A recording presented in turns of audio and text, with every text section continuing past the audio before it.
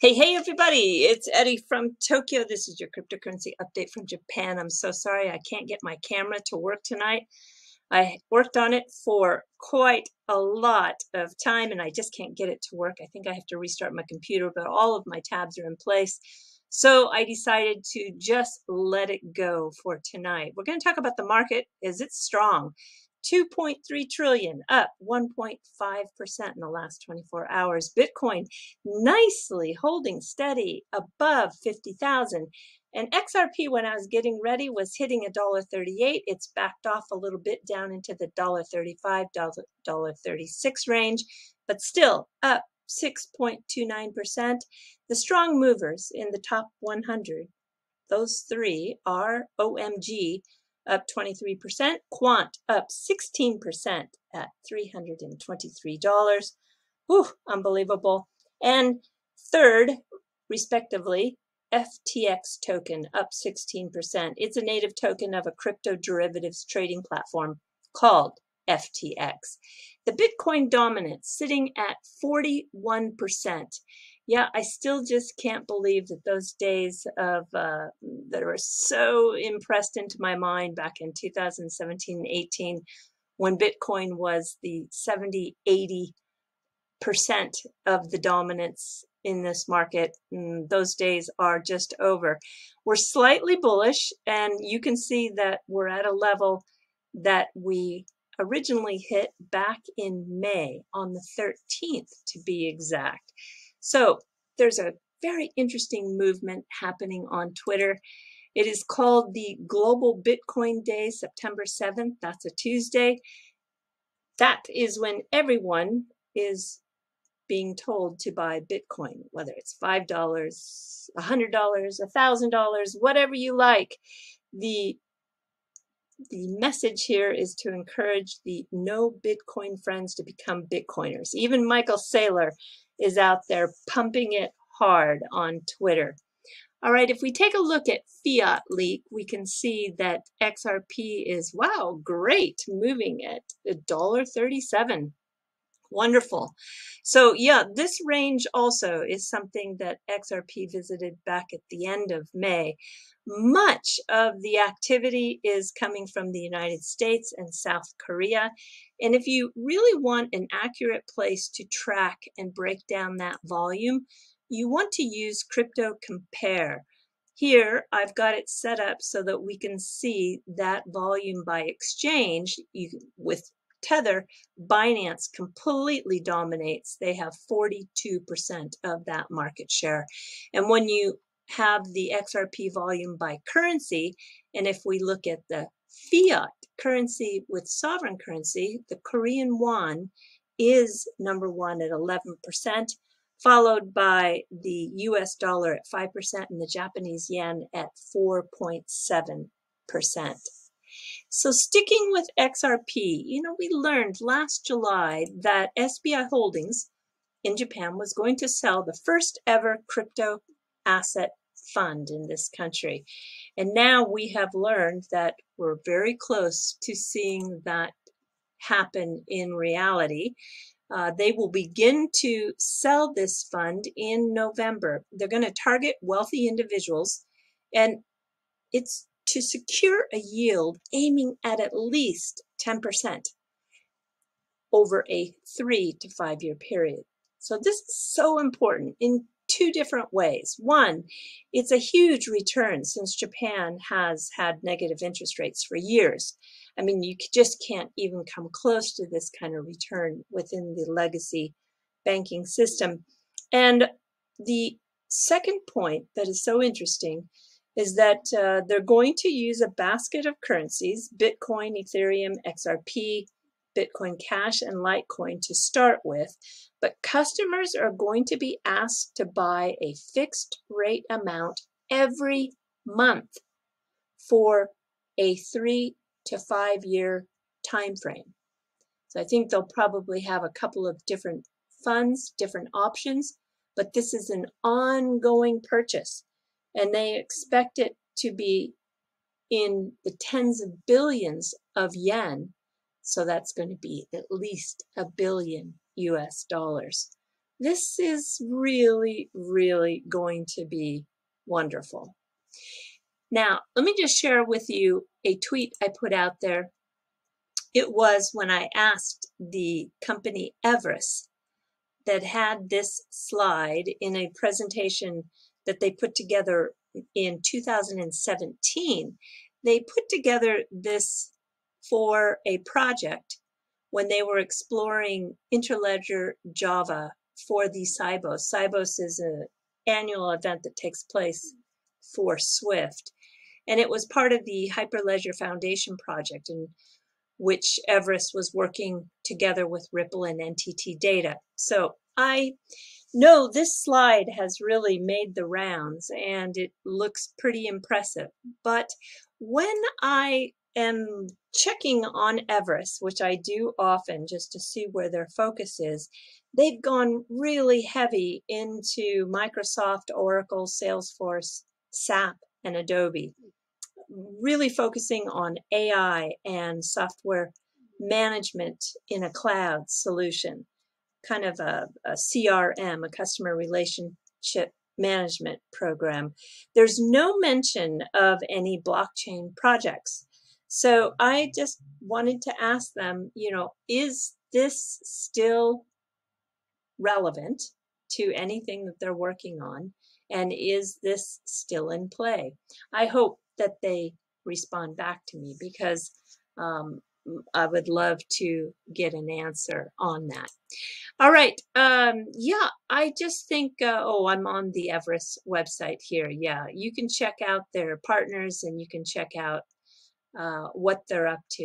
And it's quite clear that their focus has shifted. Okay, I'm really being asked often, where is my XDC video? Well, I'm down a rabbit hole, and I'll tell you where that rabbit hole has led, and you can pick up any of this this research thus far, and you can run with it. What I can tell you is that Andre Casterman here, he is the chef. He is the deal maker. He is the guy who is orchestrating a lot. He's a fintech expert. He has spent 24 years at Swift. He's an advisor for XinFin. He's on many boards. And I can just tell you, he's cooking something up here. He is the chair of this fintech group for trade finance, ITFA. There's a lot of big players like R3 and Finastra, their members, and XinFin just joined. And that was pretty big news. Yeah, and it's really interesting to see that this Amerio Banque also featured the fact that XinFin is part of that membership now. And also, too, this is where this rabbit hole starts to get deep. So they have this article about Trade Tech. Trade Tech signed a deal with Microsoft to automate trade finance. Andre Casterman is on the board of Trade Tech as a non-exec position, but on the board. It's a company that's built for banks to process these invoices in trade finance, bringing them to a digital solution. And we're talking about, $1.5 billion dollars being processed. So it's a big chunk of the trade finance sector. And yeah, they're doing it through their technology. And when you come down here, XinFin, as you know, is integrated with Microsoft Azure Cloud, and they have that smart contract capability. So it's a perfect solution. And then we've got on October 6th and 7th coming up, Trade Tech and XDC Network are going to join a session together, talking digital asset distribution on how it can be taken advantage of for this new technology-based trade practice. And you see that I've got some of the ingredients and things are being baked. We've got some cooking going on. but I just don't know what the final project is. You can see here that the smart contract technology for XinFin is highlighted, as well as that session that will take place. So that's as far as I've gotten. I need to keep doing more research. If you can take those ingredients and tell me exactly what is being cooked here, that would be great. So until I have a little bit more information, some more ingredients, maybe be able to look inside that oven, I will just keep researching. So I know a lot of people are asking, where's that video? Where's that video? All right, I'm jumping to the fluff to tell you that Japan is going to get some new money.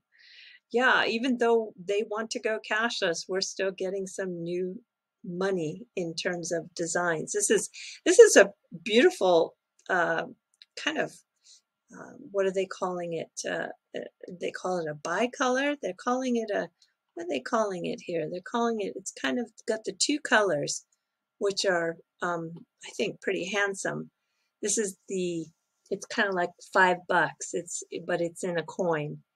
It's a very popular coin to collect for kids with banks. You know, this is like the coin that kids want to put into their piggy bank. And then we are going to get some more notes too. These are going to have some first ever, Japan was the first to do holograms on their bills, but this is going to be even a more advanced version of a 3D hologram. And they really are, I guess, jumping off off the bill when you look at them and you give it this little bit of a twist. Here is a detail where the face will actually turn and look at you. So depending on how you position or move that bill in front of you, it appears that the face is turning and looking right at you. A little creepy. Here is the 5,000 yen. This is like a $50 bill. It's, I think, beautiful. Here is that special 3D hologram in a strip right here. Yeah, I'm excited to see this. We have the hanging wisteria. And then the last one is the 1,000 yen. That's like a $10 bill. And of course, it has the famous woodblock print by Hokusai, the great wave of Kanagawa. So it is right there. You see the special 3D hologram. Oh, kind of interesting that the money is being redesigned this late stage in just before everything is going to go cashless. Maybe these are going to be the last designed bills in Japan. Very possible. All right, everybody, a little bit of fun technology. Listen to this one.